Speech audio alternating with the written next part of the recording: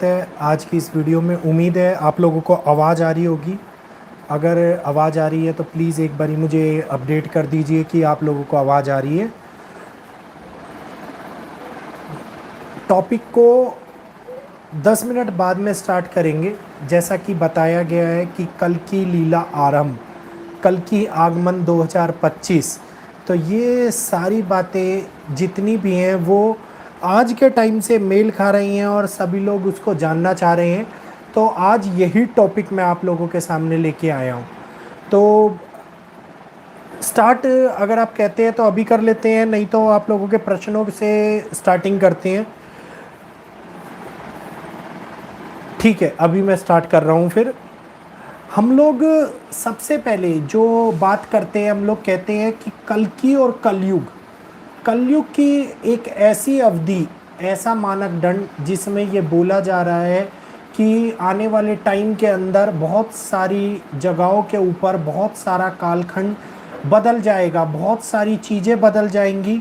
तो सब लोग इस बारे में जान रहे हैं। सब लोग आज की डेट में जो बातें बताई जा रही हैं वो सत्य साबित होती जा रही है।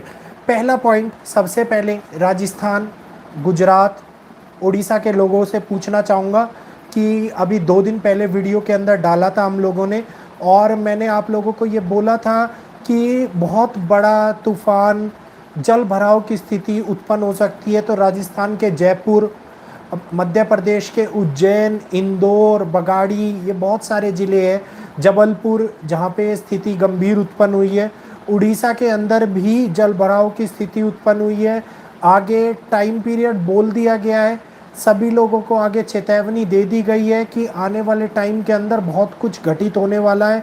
मतलब घटित इन द सेंस ऑफ कि रेड अलर्ट के ऊपर स्थिति को रखा गया है, जिस कारण हम लोग ये समझ नहीं पा रहे हैं कि इतनी भारी वर्षा जो कि नए रूप को, नए प्रारूप को हम लोगों के सामने लेके आ रही है, और वो प्रारूप बार बार एक के बाद एक नई विडंबनाएं, नई परिस्थितियां हम लोगों के सामने लेके आ रहा है। तो ये सारा कालखंड समय समय के ऊपर बदलाव की स्थिति से गुजर रहा है। 2023, आप लोगों को याद होगा, एक मेरी वीडियो है, मुझे वीडियो का टाइटल याद नहीं आ रहा अभी, कुछ समय पहले की है, 4 या 5 दिन पहले की। उसमें मैंने ये बोला था कि एक ऐसी घटना घटेगी जो हर न्यूज़ के ऊपर ब्रेकिंग न्यूज़ बन जाएगी। मतलब हर कोई उसी घटना के बारे में जानना चाहेगा, उसी घटना के बारे में अपने आप को मतलब व्यस्त रखेगा। तो वो घटना और कोई नहीं, 2023 में जो भविष्य मालिका के द्वारा ये बात कही गई थी कि एलियंस पृथ्वी के ऊपर आ जाएंगे, एलियंस पृथ्वी के ऊपर, उनका अस्तित्व लोगों की नज़रों में आ जाएगा। तो आज वो ही हुआ। एलियन के ऊपर इतनी बड़ी यूनाइटेड स्टेट्स के अंदर ये कहिए कि मीटिंग हुई है, इतनी बड़ी यूनियन कम्युनिटी बैठी है जिसने इस बात का प्रमाण दे दिया कि एलियंस इस दुनिया के ऊपर अस्तित्व में हैं।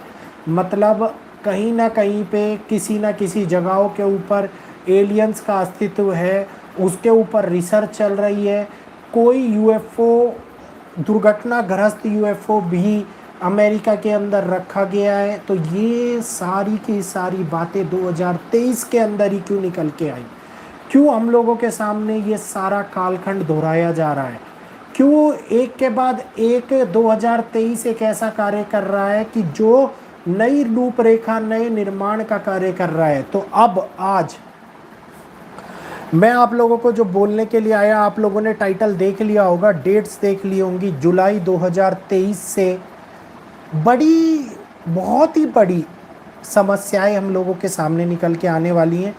माँ प्रकृति का प्रहार इतना तेज होगा जिसमें ये कहा जाता है कि नेचुरल डिजास्टर जुलाई 2023 से खंड प्रलय की स्थिति ऐसी उत्पन्न कर देंगे जिसमें शुरू होने के बाद में 3 तत्व एक्टिव मोड के अंदर दिखाई देंगे: जल तत्व, धरा तत्व, वायु तत्व। जब ये तीनों तत्व एक्टिव होंगे तो पृथ्वी के ऊपर बहुत बड़ी हाहाकार की स्थिति उत्पन्न हो जाएगी, बहुत बड़ी प्रलय की स्थिति उत्पन्न हो जाएगी। इसमें यह भी कहा जा रहा है कि हम लोगों को प्रिपेयर हो जाना चाहिए। प्रिपेयर किस सेंस में, मतलब नेचुरल क्लाइमिटी जितनी भी होती है उसके अंदर नेचुरल जो नेचर से डिजास्टर क्रिएट होता है उसमें अभी तक हम सुन के आए हैं टाइफून, सुनामी, अर्थक्वेक, वोल्केनो, ये सारी स्थिति के बाद में अब हम लोगों को एक नई संज्ञा, एक नया शब्द जिसके अंदर आएगा super typhoon, super tsunami, mega earthquake, mega thrust volcano. इसके लिए हम लोगों को प्रिपेयर होना चाहिए। क्यों क्यों ये शब्द लग रहे हैं कि सुपर टाइफून, मेगा अर्थक्वेक, जो आज से पहले बहुत कम आई है। ये स्थिति इतनी ज़्यादा, मतलब ये कहिए कि हम लोगों की परिकल्पना से परे की सोच जो हम लोगों के सामने आज की डेट में एक नई रूपरेखा को निर्माण करने के लिए आ रही है। हिमालय के अंदर जो बोला जा रहा है कि 16.8 मैग्नीट्यूड का भूकंप, अगर 16.8 तो बहुत दूर की चीज़ है, अगर 9.2 रेक्टियर स्केल भी, 7.5 से 9.2 रेक्टियर स्केल के मध्य का भी भूकंप आता है तो हिमालय के अंदर इतना बड़ा प्रभाव होगा, इतनी बड़ी गंभीर स्थिति उत्पन्न होगी कि नर और नारायण पर्वत एक हो जाएंगे।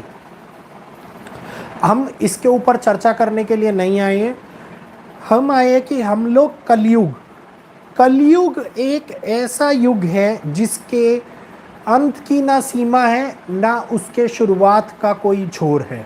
तो लोग इसको ये समझते हैं कि कलयुग का अंत हो गया है, कलयुग के अंत से बहुत बड़ा प्रभावी क्षेत्र हमारे सामने निकल के आएगा। नहीं, हम लोग अध सतयुग के अंदर गुजरेंगे।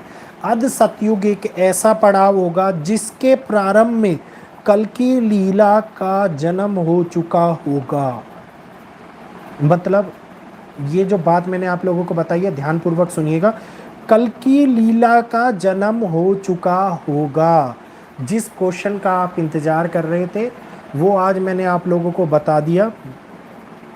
हर नक्षत्र मंडल के अंदर स्थिति ऐसी गुजर रही होगी जो हर जगह के ऊपर ज्ञान प्रभावित कर रही होगी।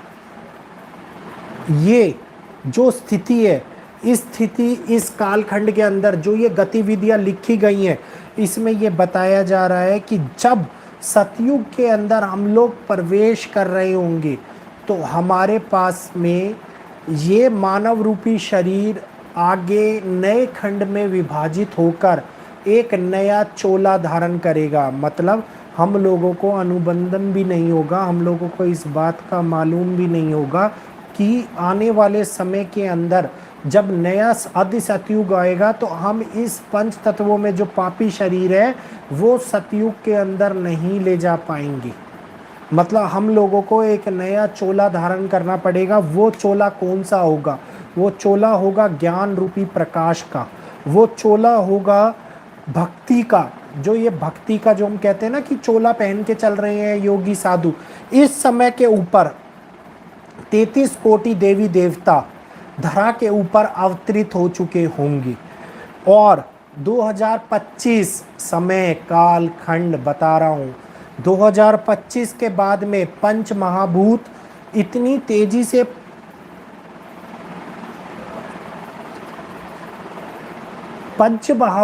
तेजी से दुनिया के अंदर परले लाएंगे कि वो परले हम लोगों के सामने पूरे के पूरे अस्तित्व को, मतलब मानव इतिहास के अस्तित्व को खत्म करने का कार्य करेगी।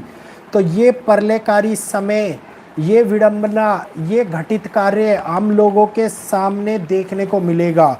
अब अगर हम ये स्थिति को देखते हैं तो यूक्रेन के ज़ैपोरिज़िया में एक ऐसा न्यूक्लियर मेल्टडाउन हो सकता है जो कि बहुत बड़ा संकेत इस पृथ्वी के ऊपर परमाणु, मतलब न्यूक्लियर वॉर का संकेत दे देगा। ये गंभीर जो समय हम लोगों के सामने आएगा वो आएगा 2025 के मार्च से। मतलब ईयर और मंथ में आप लोगों को बता रहा हूँ। अब इसी वीडियो के अंदर, इसी लाइव टेलीकास्ट में कल जो लोग मेरे पास में कुंडली दिखाने के लिए आए हुए थे, उन्होंने ये बात बोली कि कलयुग के अंत की गणना भी बताओ। ये सारा का सारा कालखंड जो कलयुग के अंत की गणना के ऊपर निर्भर करता है। अब आज मैं आप लोगों को लाइव ये प्रूफ के साथ बता रहा हूँ, नासा ने इस बात को मान लिया है कि 2025 के अंदर 96% पृथ्वी के ऊपर अंत की स्थिति उत्पन्न हो सकती है। ये पृथ्वी प्रलयकारी रूप को ले सकती है। ये पृथ्वी इस भयानक दौर से गुजर सकती है कि जहाँ पे पृथ्वी का स्वरूप खंड खंड प्रलय में बदल जाए। मतलब एक बहुत बड़ी खंड प्रलय इस धरा के ऊपर आ रही है, जो 2025 के अंदर इस पृथ्वी के ऊपर देखने को मिलेंगी। ये नासा ने मान लिया है। कौन सा आर्टिकल, कौन सी स्थान, किस जगह के ऊपर ये डाटा प्राप्त हो सकता है, सारी बातें कल की वीडियो के अंदर आप लोगों के सामने आने वाली है। एक एक पॉइंट जिसे देख के आप लोग समझ जाएंगे कि हाँ, अब अंत का वो दौर शुरू हो गया है। कलयुग के खत्म होने का वो दौर शुरू हो गया है कि जिसमें कल की लीला का प्रारंभ अब हम लोगों के सामने होने वाला है। कल की अवतार 2024 के अंदर हमारा उन 16 मंडलों का गठन स्टार्ट हो चुका होगा जो कि कल की लीला के अंदर शामिल होने वाले होंगे। 33 कोटि देवी देवता, साथ के साथ वो पंच तत्वों वाले, जो पंच तत्वों के अंदर से पार हो चुके हुए महात्मा साधु, जो हिमालय की गहराइयों के अंदर तपस्या कर रहे हैं वो साधु, ये सभी के सभी कल की लीला के आरंभ में अपना योगदान देना स्टार्ट कर देंगे। कल का ही, अभी 2 दिन पहले का दिन ले लीजिए, जगन्नाथपुरी मंदिर के अंदर गर्भगृह में फिर से रक्तपात हुआ। कहाँ से ये रक्त आ रहा है, कैसे ये रक्त आ रहा है, किसी को पता ही नहीं चल रहा है।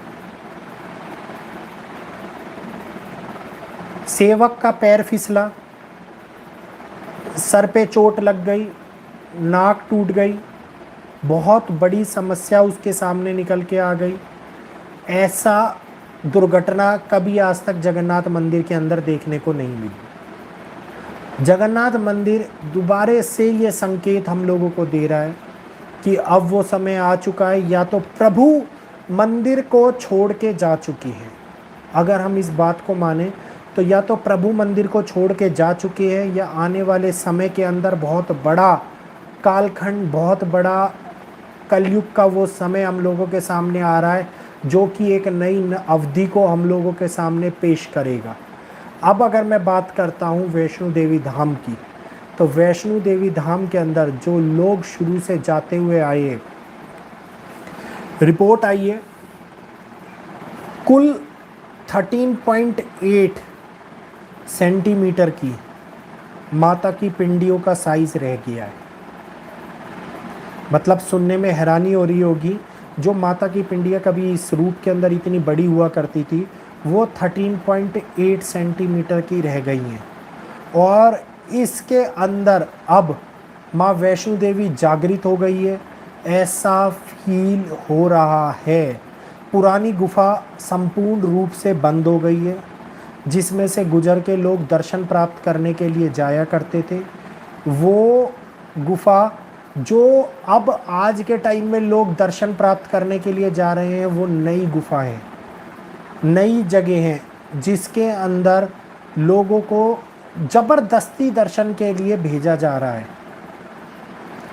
जो कभी नई शुरुआत हुई है, जो कभी पुरानी गुफाएं हुआ करती थी, जो प्राकृतिक गुफा थी जिसमें से लोग बैठ के, लेट के, निकल के, गुजर के जाया करते थे, वो अब आज की डेट में बंद हो चुकी है। तो क्या मैं माँ वैष्णो देवी इस धरा पर अवतरित हो चुकी? क्या कल की रूप में, कल की प्रभु के आने से पहले माँ का वो स्वर्णिम रूप हम लोगों को देखने को मिलेगा? क्या जो श्री राम ने कलयुग के अंदर माँ आदि शक्ति से वादा किया था कि उनसे वो विवाह करेंगे, क्या वो इसी रूप के अंदर उनसे विवाह करने के लिए आ गए हैं? तो ये सारा सारा का सारा विचारधारा, ये सारी की सारी वो रूपरेखा जो मानव इतिहास से, मानव रूप से परे का कल्पना है। हम लोग चाह कर भी, देख कर भी इस बातों को नहीं समझ पाएंगे, नहीं जान पाएंगे। 2025 क्यों बोला मैंने कल की अवतार के आने का समय? मानव इतिहास में माया का वो प्रचंड समय होगा। वो तत्व, मतलब माया दो तत्व के अंदर एक्टिव होती है, जिसमें होता है एक सत्व राजस तत्व, एक होता है तमस राजस तत्व। तो तमस राजस तत्व सबसे ज़्यादा एक्टिव 2025 के अंदर दिखाई दे रहा है। मतलब 2025 के अंदर ऐसा तत्व, ऐसी विनाश लीला प्रारंभ होगी जो कि इस धरा के ऊपर अंत और प्रभावी अंत को हम लोगों के सामने लेके आने वाली है।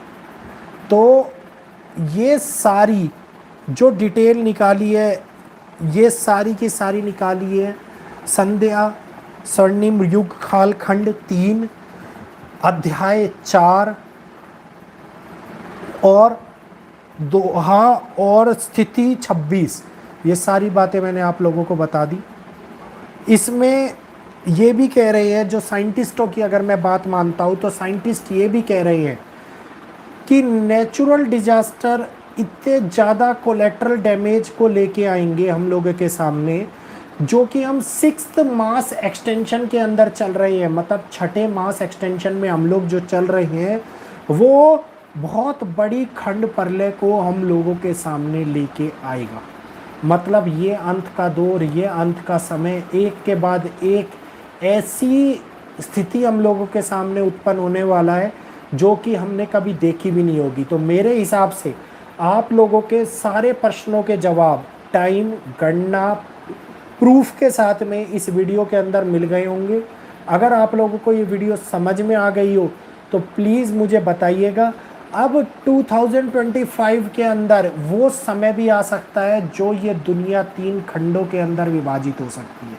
सुनने में बहुत भयानक स्थिति लग रही होगी, लेकिन अगली वीडियो के अंदर मैं आप लोगों को प्रूफ के साथ में बताऊंगा कि क्या ये स्थिति हम लोगों के सामने देखने को मिलेगी। जैसा बताया जा रहा है कि इंटरनेट बंद हो जाएगा, ये सारी गंभीर स्थिति उत्पन्न होने वाली है। तो जब इंटरनेट बंद हो जाएगा तो संपर्क प्रणाली ख़त्म हो जाएगी। ऐसा नहीं है कि इंटरनेट के कारण दुनिया रुक जाएगी। इंटरनेट, आप लोगों को पता होगा, ये कुछ ही सालों के अंदर इतना ज़्यादा व्यवस्थित हुआ है। वरना अगर हम बात करते हैं आज से 30 साल पहले की, तो लोग इंटरनेट के बारे में जानते तक भी नहीं थे, लोगों को पता तक भी नहीं था। वही तार डाक प्रणाली चल रही थी जिसके माध्यम से लोग एक दूसरे के साथ में जुड़े हुए थे।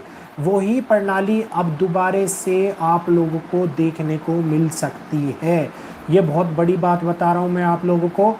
तो प्लीज़ अपनी हर एक स्थिति के लिए प्रिपेयर रहें, हर स्थिति को समझे, जाने।